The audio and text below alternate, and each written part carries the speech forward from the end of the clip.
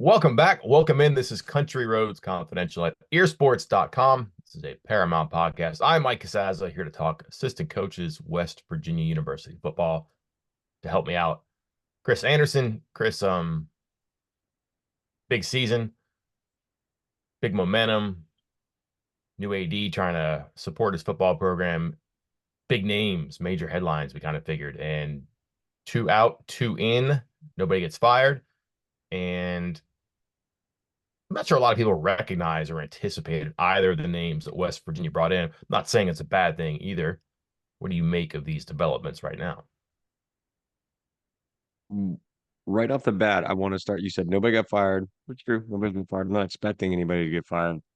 But we are recording this January 29th. Are they done? Let's start there before I get into what's happened so far. Let's start there. Are they done? Because I think you've noted before there's a couple guys whose contracts are up as far as we know on January 29th, not yet renewed. And those contracts are up, you know, next month, which they plan that out in advance. It is a dead period. It is after signing day. So teams can, for years, have done this so they can get the signing classes in and then make their coaching changes. Mike, are they done? That is my understanding. People I've talked to since they hired the outside linebackers coach, Victor Cabral, heard they weren't done. Kind of had an idea what that might be. Turns out it was Sean Reagan. Now I've heard that they're done. Their plan is to go ahead, as you first had out there, Chris, that they're going to have Shadon Brown, who is a coach on an expiring contract. They'll have him coaching the entire back end.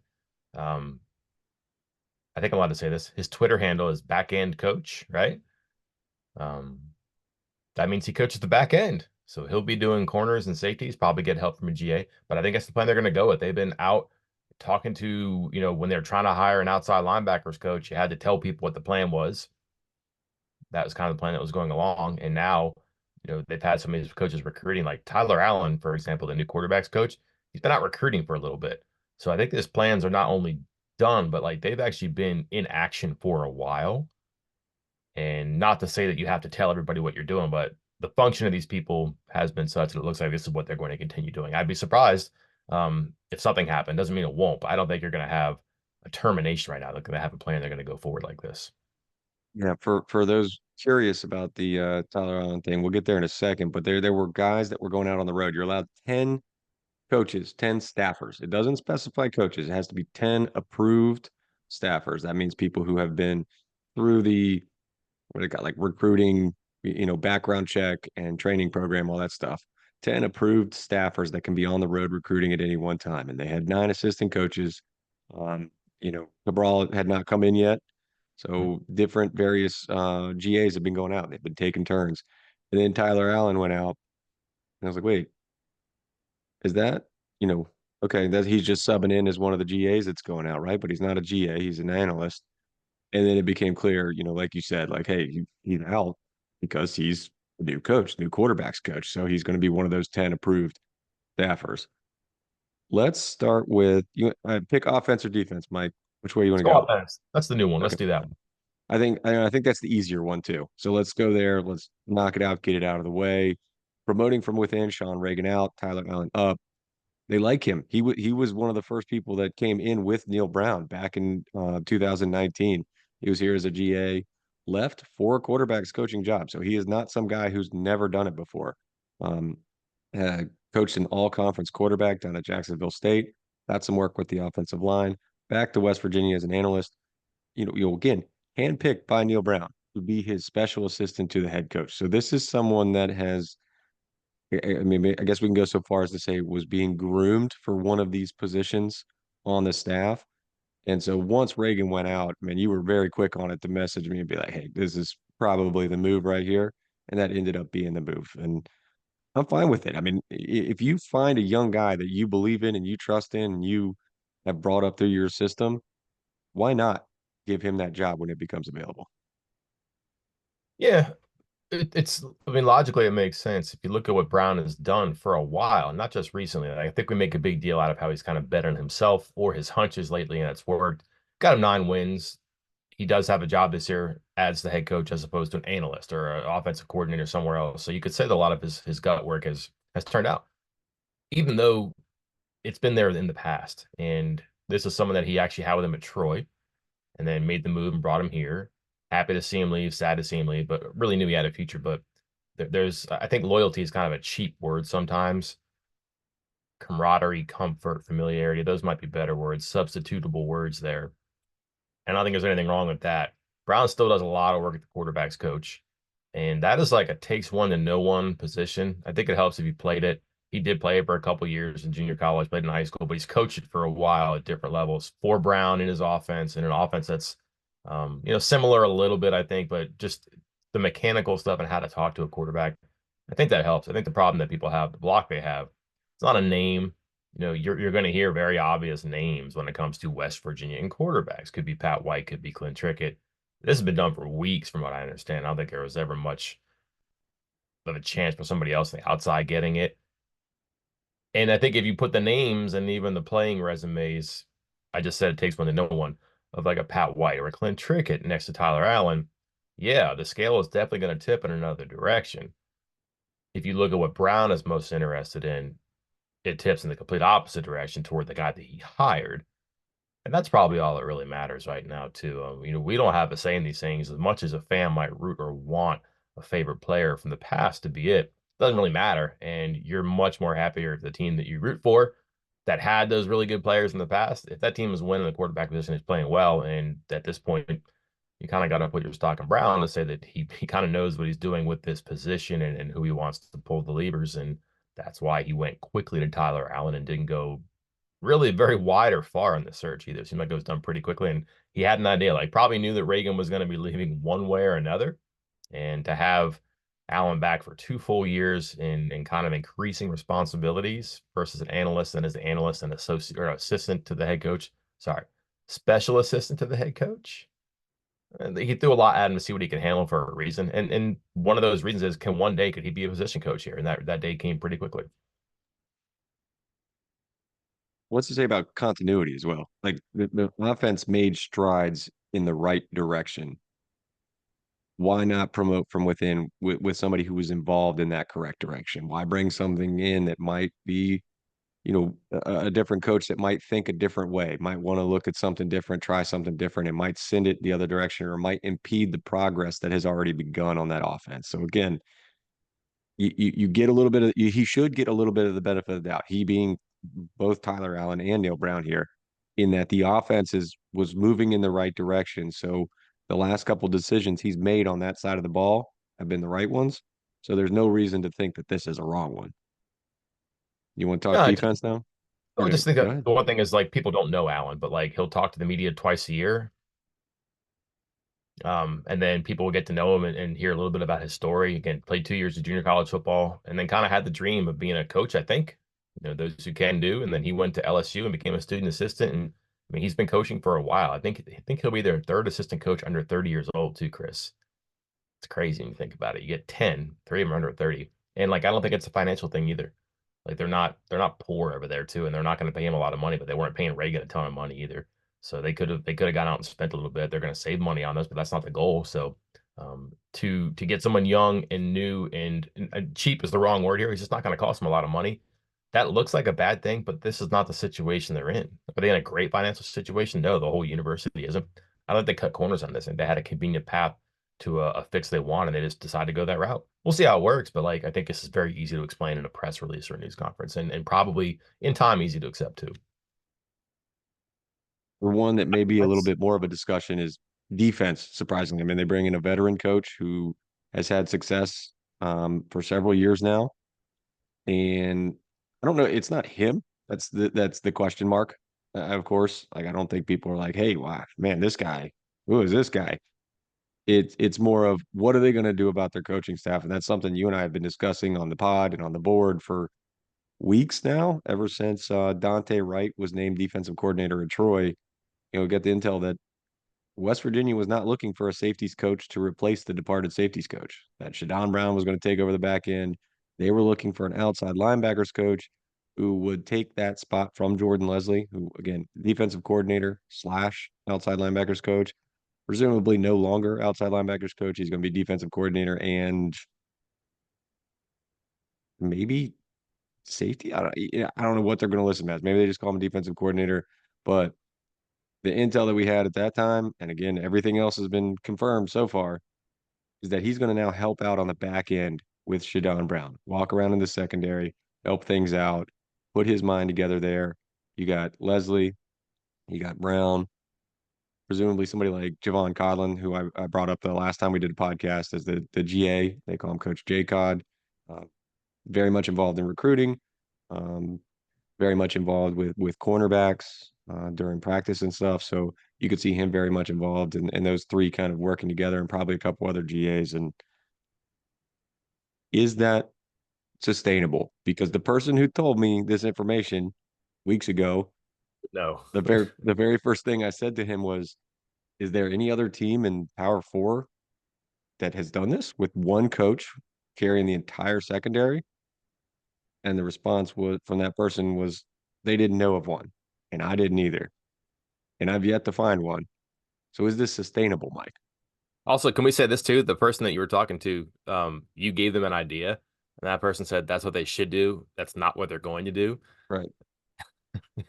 Oh, Woo. and that idea, by the way, was the J Cod to cornerbacks coach, Shadon Brown to safeties coach that I laid out on the podcast. What was that last month or And earlier if this month? and if you thought that was obtuse, they just promoted an analyst to quarterbacks coach. So it's not the same, but it's not so in another arena that you Did can't you have just that call me conversation. obtuse? You're welcome. High praise. Yeah. And So it is worked. this sustainable though with this kind of layout? So I think the label for Jordan Leslie is going to be really interesting. Is he going to be like carpetbagger, and he's going to be like that hobo who's got a stick with his belongings packed in a bandana, and he just goes from one position to another? Like this week we got to have a good defensive line. This week we have to have good middle linebackers. This week we better be good in the secondary. Is he just like a flavor of the day coach? Does he put out fires? Is he a fireman? Like, okay, nothing's wrong right now, man. The safeties didn't look good. I better get back there. Man, the defensive line didn't have a pass rush. I better get up there. I don't know how that's going to work. I think about the time that Tony Gibson, who was always a safeties coach or defensive line coach, I think briefly, he'd never been a linebackers coach. He was a defensive coordinator, and then he made himself a linebackers coach because he wanted to be in the middle of it. He wanted to understand how that everything in front of him and behind him worked because of what the linebackers did, and how the linebackers worked because of what happened in front and behind them.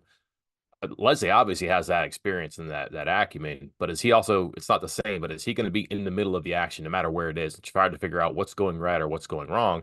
Is helping what's in front, behind, next to the position that he's with. I'm really interested in this. I don't have an answer because I don't have a comp, Chris. So I've never seen this before. It might be a little bit different, or it might be a little bit, hopefully, a little bit more detailed than we have right now, which is just giant question mark. And is this going to work? I don't know. We'll see. So I'm curious about it. That's what spring football is for, I guess, for people like me. You get to see a little bit of stretching and ask these questions about what the heck's going on here. So we'll figure out what the heck is going on. My natural inclination is say, no, this can't work. You can't have a floating coach. This is too specific. There's too many players. There's too many responsibilities. But why have this harebrained idea unless there's actually a way to make it work? And I'm sure that they've had this conversation. This doesn't Jordan Leslie. This doesn't come to like Indeed.com one day and post something, or to say, hey Neil, I'm doing this. This guy's coming in to interview soon. Is that okay? There's a lot of like checks to make sure this is actually a good idea and it's feasible before it ever gets out of the garage. Never mind the garage door gets open and people start looking inside. I think this is something that they probably thought about for a while. Is the defense and the continuity right now with coaches who've been there for a while? Is it so good that one guy can handle the safeties and corners, one guy can handle, the linebackers, and maybe Jeff Kuhns can help Victor Cabral a little bit early on, and does AJ Jackson know the defensive line well enough where Jordan Leslie doesn't have to hold hands all the time? Maybe he can go in and he can spend time where he needs or where he wants to, or is he actually going to be like defensive coordinator? Um, secondary coach. Don't know, man. We'll find a lot when they put these titles out. There might be a press release to explain the moves and how they're going to do stuff. It might wait until spring football, but right now, a lot of great questions, not a lot of great answers that we have. They have all the answers, though. I got a couple thoughts on how this might be positive, how this can work. And the first, I'll stick with that focus where we're talking specifically about Leslie's role. And again, there's the variable of what that is. We don't know. But my first thought when I heard this and I heard, hey, Jordan Leslie's going to be involved in the secondary, he's going to be back there, was, oh my goodness, he's pulling Neil Brown for the defense. And we talked about it last year when Neil Brown named himself offensive coordinator, and it was, hey, this is your last stand, And if you believe in yourself, you say, hey, I'm going to take it. And if I'm going down because I didn't do a good job, or I'm the play caller. And he kind of, or he didn't name himself offensive coordinator, named himself play caller. Excuse me. Let me correct that real quick. But um, and so my thought was, what has been the kind of downside to this defense for the last couple of years? When it has not been good, it's been because the secondary has been getting eaten alive. Now, we've had discussions. Why is that scheme? Isn't this? Is that? Is that coaching? And my thought, more often than not, has been personnel problems, which is a subset of coaching that's got to be fixed. But I thought, hey, is he really just being like, hey, I'm going to step back here and I'm going to help and we are going to figure this out because my job, I don't think his job depends on it. Like, I don't think he's in jeopardy of losing his job or anything, but I think he wants to say, hey, we need to get back to where this defense was when I first started or when I first took over. And this defense was dominant. And he is going to try to step in there in that secondary and say, I'm going to help fix it. And if things are going to continue to go south with the defense or not be that great, I want to be able to fix it with my hands on it and go from there. And that was my first thought. But again, the variable is how much is he going to be involved in the secondary? And we won't know that until the spring. No matter what press release comes out, if it comes out before then. Chris, easy way to solve this problem. Hmm, Don't have any defensive backs. Who needs two coaches if you don't have a player? true. That is the next answer for all the questions we have too. What do you think of Cabral? What do you know about him? How do you think he ended up here? So that was my next angle here was maybe the other part of this where we've been talking about because what was the first thing they said to us, and it's gotten less and less true as time has gone on, but the bandit was the key to this defense. The bandit position, that edge rusher, that outside linebacking edge rusher was the key to this defense. And it's more or less been meh to blah for 5 years. And there's been some games like Jared Bartlett had a couple games that were just like, holy crap, this is what it can be. This is amazing. With the Virginia Tech game a couple years ago, where you had what, like 3 sacks and a couple other rushes, like that showed the potential, but it wasn't consistent, far from it. And they've been searching for that. And I wonder if now you get this extra guy in here to help with that, to help try to build that position, maybe that can become, even if they start tweaking the defense a little bit, a little more important and a little more consistent, a little more impactful. Because that's the other part. You know what helps pass defense, Mike? Pass rush.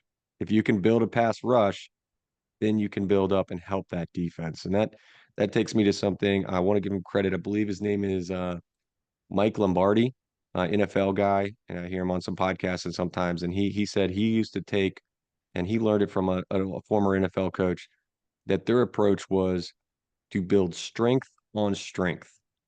If you have a strong pass rush, make it stronger. If you have a strong front seven, make it stronger. If you sit there and try to divert your resources to fill the gaps elsewhere, then you make your strong point weak and then you kind of don't end up strong anywhere. So, this idea of bringing in Cabral and building up this front seven, I like it because then, hey, maybe the secondary doesn't get much better. Maybe it doesn't. Who knows? But if your front seven is that much better, it'll hide the fact that your back end isn't quite as good. Mhm. I'm wondering, Harris, we're talking like we've spent a lot of words on this 3-4 or whatever iteration of a 3-4 they're going to have. It's not going to be an NFL 3-4. It might be a lot like a 4-2-5. We'll see, and they'll explain it better than we have, even though they tried and we tried. But once we see it, probably in a like the next phase of development in the spring, and then again in the fall because they'll have more parts in the transfer portal, maybe the freshman class too. What we know though is that you got your two inside linebackers, which are going to be Mike and Will, and that's going to be Jeff Kuntz now. You're going to have your outside linebackers. Now, in the past, that was just the bandit. We know that they're going to make this 3-4 with a hybrid like Sam and like big nickelback, which used to be the spear. So could Cabral have the Sam and the bandit, and then could Leslie be that hybrid, or does he coach hybrids in the defensive backfield? Like maybe Brown sticks at the corners and maybe one of those two is safeties. I don't know, but is there a way for Leslie to kind of marry what he knows a little bit about the defense in general, and then the outside edges? He knows the defensive line. Obviously, he coached the edge position the last 2 years. And then he knows enough of the defense. He could wing it. I think that's probably a bad way to put it, but he could wing it in the defensive backfield. But he's also going to be in charge of that Sam linebacker because if they're doing something new, if it's his idea to do something new, he might actually know what it takes or what he wants to unlock this defense at that swing, Sam, Spear, big nickel position. Maybe that's his thing in the future. He doesn't get the Sam, but he gets the versatility part of that room. And that's the hinge that turns this defense from what it has been to what it wants to be. And again, these will all come out in the wash when we get these details. But the more I think about this, I figure he's not going to be just roaming around at positionless. That might be his actual, like what's on his business card. Maybe something from that word salad I just put out there fits on the business card. Oh my goodness. Does this mean we're gonna have to like check Twitter handles and see what their profile updates as to see what they say their position is? You want to do it Can't right remember now? who. Yeah, I'll check it right now because I think it was a couple years, obviously a couple years ago, because Travis Trickett was on staff, and then all of a sudden one day, like inside receivers just like disappeared from his Twitter page, and that was how we found out that he wasn't on inside receivers anymore or something. So we check Jordan Leslie, still defensive coordinator and outside linebackers coach. So Still could be true. Coach Cabral, outside linebackers coach. I don't Oh, know. something's got to change there. Yeah, we got conflicting stories already. Let's have two outside linebacker coaches. That's fine. You get two outside linebackers. Make it work. That's fine. Um, so what was the other thing? You mentioned the salaries, right? We haven't found that out yet. The hirings are not yet official. I mean, Cabral has already changed his information, changed his picture, sent out his thank you to Appalachian State and everything like that. But it has not been announced by the university. That usually takes a few days. Um, and they'll get that paperwork done. They'll release things out and probably get our hands on the contracts. But you don't think the numbers, because Wright was standard for Dante Wright was standard contract, I think, for his experience and his position, and same with Sean Reagan. But it's not. You don't think this has anything to do with that, like money? Because first thought off the top of my head, they're saving money with these two moves, and part of that's due to Tyler Allen. He's going to be not a rookie assistant coach, but close to it. So I'm thinking this is going to save at least a few bucks. But again, this is what pennies in the grand scheme of things. So does it really matter? So Wright, I'm trying to think in my head here. Wright was making 275 annually, which is good money. And then Reagan was making, I'm trying to find this right now. Reagan, I wish I'd done this in my head. Reagan was making 270. So 275 and 270. Neither one of those guys is going to make that money. Um, you're not paying Allen that much money. I would imagine he probably comes in at like 150, 175. Cabral was making, I believe, 135 at Appalachia State. Chris, they might just free up one entire salary. Like, I mean, Cabral is going to make, let's say 200, 350 if you put Allen in there. So you're going from 350. Yeah, you're saving like 200 grand. Yeah. Is that big of a deal? I mean, what are we talking about? 200 grand isn't a lot of money. For us, for me, it is. I don't know about you, Chris, but it Yeah. is. Oh, it is. Good. I'm glad to hear that. Otherwise, we're going to talk about my compensation. I don't think that's what moves the needle though, too. Like if you had a guy who was making 700 and you want to get rid of him and you replace him with a guy who's making 150, that starts to look a little bit more curious here. The other part about this is too is um, let's say they free up 200 grand here. Not they freed up, but they have a $200,000 nest egg they can use now. There's some coaches that you got to pay. Like last year, they retained AJ Jackson. Like there was definitely some interest in him, and they sweetened his deal. They definitely sweetened the package for Chad Scott, but hard to say he didn't do a good job. They really like what Bilal Marshall did. If Bilal Marshall has a good season coming up, other people may like what he's doing. Like what if somebody in Florida, what if Purdue needs a receivers coach? I don't know how that's going to work, but you can be proactive about this stuff rather than reactive. It's very different to have negotiations in February and March rather than November, December, because the price of business changes, especially if the guy thinks he's worth it and then proves he is worth it and all of a sudden other people agree and like want him to work for them. Well, not only are you combating your peers for that coach's services, but you're kind of combating the why didn't you believe in me before? I always had this and you didn't see it. You can rub a lot of that stuff out right now if you just use your money that you have wisely. And that's part of the transaction and roster management, I guess, with your coaches, so to speak.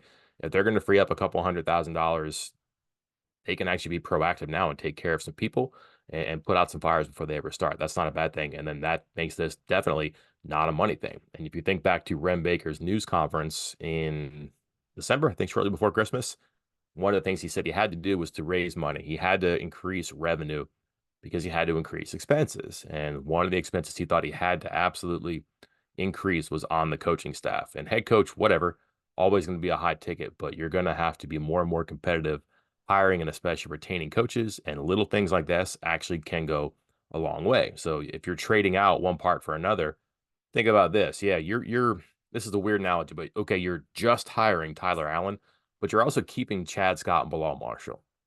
You're just hiring Victor Cabral, but you're also making sure that AJ Jackson isn't going anywhere, or at least you're not making sure you're doing what your part. The guy may have a change of heart in the future. He may be way too good, and he may get an offer from an SEC school or a Big Ten school that West Virginia can't match, won't match. But at least you tried, and that is a much better look in the industry and in house than not being able to or not trying. And if they can do some of that stuff, that's good news. That's a good development for them. One other angle, like polish up your recruiting card real quick, because I think this is a part that I'm very interested in seeing over the next few months. It's going to be a dead period in February. Maybe they talk it all over there. Maybe they already have a plan. Um, but who's going to recruit where? Because I think the guys out. Sean Reagan like spot recruited quarterbacks, and I imagine Tyler Allen will do the same. Like, no matter where the quarterback is, that's the quarterback's coach's job. Like, you're going to Arizona, you're going to California, you're going to, Alabama, Florida, wherever it is, doesn't matter. So that's going to be about the same. And Allen has ties down there. He has ties down to like the junior colleges in Mississippi. That's where he played. He was on staff for a little bit at LSU. So he's and then at Jacksonville State. So he's going to be in that kind of southeast region area. Otherwise, if they need him to recruit other positions, but Cabral, again, Northern Florida, Alabama, Georgia, into the Carolina a little bit, but mostly he recruits Georgia, Alabama, and Northern Florida, which West Virginia already has recruiters for all of those positions. Meanwhile, Dante Wright's on the way out, and he was big recruiter in Northern Ohio or kind of Northern Ohio in the not the Northeast Ohio, but Northwest Ohio, and into Michigan, and going into various places like St. Louis and a couple spots where he had very tight connections. Who's going to pick up those spots? They'll figure it out. And a lot of these guys are very personable and they'll be able to make new connections and everything like that. But I imagine there's going to be some tweaks coming to the recruiting areas for these guys. And we've already seen, or I think we've seen some. I noted it in one of our VIP Buzz articles the other day. Jordan Leslie has long time been the Southern and Central and Southern Ohio recruiter. Yeah. And throughout the entire month of January, almost every kid I've talked to that's gotten offers like in the Columbus area, they're talking to Jeff Coons, who again, he recruits Northeast Ohio, so it's not that big of a stretch for him to kind of dip down in that way. But I think there's going to be some tweaks coming to the recruiting trying to make up for this kind of mismatch of guys out, guys in, and where their connections are. Do you think Leslie just got fed up at doing like 57 miles an hour in the left lane, just leaning on his horn, just trying to get from one high school to the other? Like, got to be in I think, Xenopolis in an hour. Move. yeah, I think we all know what it's like to drive around Columbus and into Cincinnati and everything with Uh, some of these drivers. so, Yes. so here in some of the cities and the assignments you're rattling off there, do you, do they need to be in Missouri, No, no. Michigan? I thought that was a waste of time. Michigan, that was, I It's think that was a interesting. pure Dante Wright connection. And there has been some, was that pre Dante Wright arrival?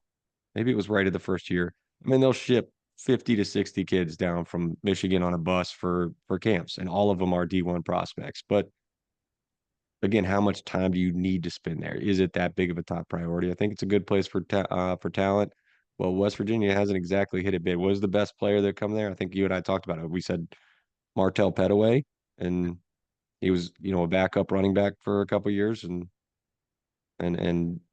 West Virginia hasn't had much success there otherwise.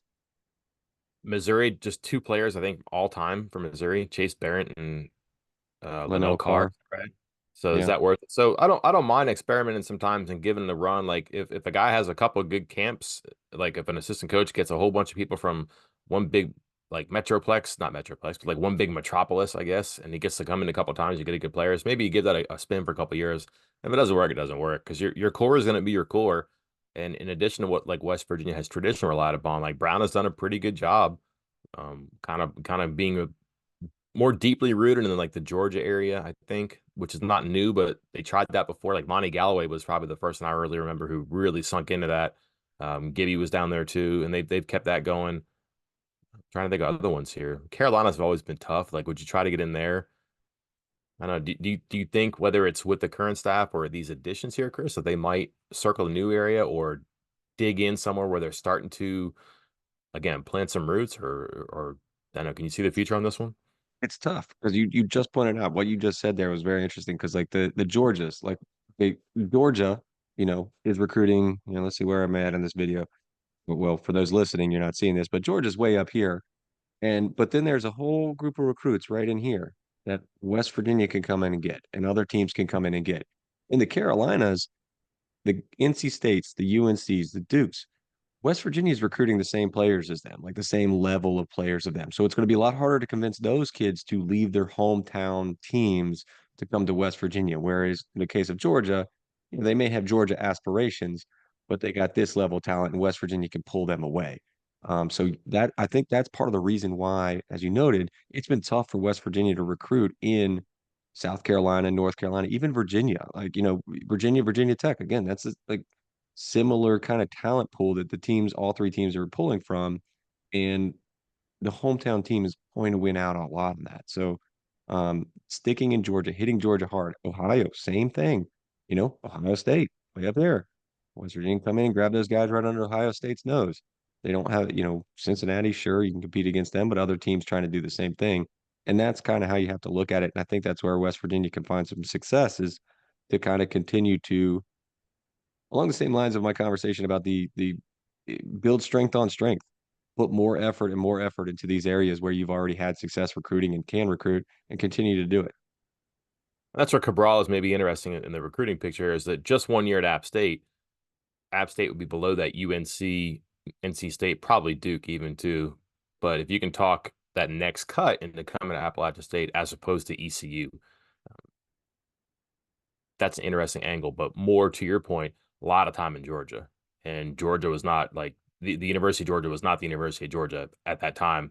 It started to get a humming, but Georgia's always big in that state. And if he was at Georgia Southern, at Georgia Military College, a little bit different, although that's a good school there. He knows how to talk to those players and their coaches about big time football outside of the shadow of the Bulldog in Athens. And that's a good way to maybe pluck a few players every so often from that state. It's not you're not going to build a class on players in Georgia, but you're certainly going to fill needs or find a really good player, maybe a top player in your class from there. And if you can do that, maybe not right away, but eventually, then that seems like it fits what they've been trying to do too. So on that level, it makes sense. All right, Mike. That's all I got on these assistant coaches. I don't have much else to add until we figure out what it is they're doing and where they're actually coaching. Once we get those assignments finalized on defense, maybe we'll circle back and share a quick thought. Maybe a 3-minute video for the future once we figure out exactly what the plan is All right. for that coaching staff. What do you got coming up this week? They're still playing basketball at the Coliseum. No, they are. Got a home game, Cincinnati, so that'll be good. Football schedule comes out tomorrow, Chris, and I'm going to work on getting some of the details, hopefully Ooh. sooner than later on that, and then we can we can have a discussion about exactly how easy or how hard this schedule is and where it ranks in the top whatever of the country. Uh, Exciting. do you need a moment to brag that you were one of the few people who said it was not a hard schedule last year? Go ahead. You got 30 seconds. Go ahead. Hubris, Chris. Because outside of winning 7 games, they won 9, so I can't really take too Yeah. much of a balance. I just didn't think it was that difficult, and we'll see. Again, just certain things: who you play, who they play before you, the rest, the travel, all that. Like, it's just not just like the collective record of your opponents the year before. That matters, but just like something that was valuable for me was looking at the amount of like you put this in my head, the amount of snaps lost or gained from the transfer portal. and then the value added in talent by recruiting and transfer portal. Like you could have a 9-win team and you added a ton of talent. You're going to be really good, obviously, because you won 9 games, but also because you added a ton of talent too. That's more important to me. But if you're playing like the team after they play Texas every week, you're going to get a beat up opponent every week. So that was like just a way to look at the schedule. We can go over that again once we figure out who plays who, and maybe that's something we do later in this week. Yep. Well, and I'll have some recruiting stuff still. More visitors coming, guys finishing up trips later this week, and then the dead period starts. So West Virginia is going to try to get more juniors and sophomores up on campus for visits before that. If you're wondering about transfers and signings and stuff, your signing day is, going to be, what is that, the 7th, the first Wednesday or whatever it is, the first Wednesday of February. No expectations of a signature. Um, Wow. wow. No, maybe a million of them. Come to the site, check it out, click on everything. We'll figure it out later. But We're gonna it hide it in different stories. We're gonna put faux headlines on there. You're gonna have to click there you everyone to go. find out. That's that's more like it. But in all seriousness, I think you're going to see more movement after that dead period in February. Anything that happens, like maybe one guy. Who that guy is, not there yet. So Imagine going into a coma in 2016 and waking up 2024. You're like, all right, yeah, I got to get to work. No, you don't, Chris. Actually, things are fine. Don't worry about it. right. Yep. Until then, I'm Mike Casaza. And I'm Chris Anderson. We will talk to you then.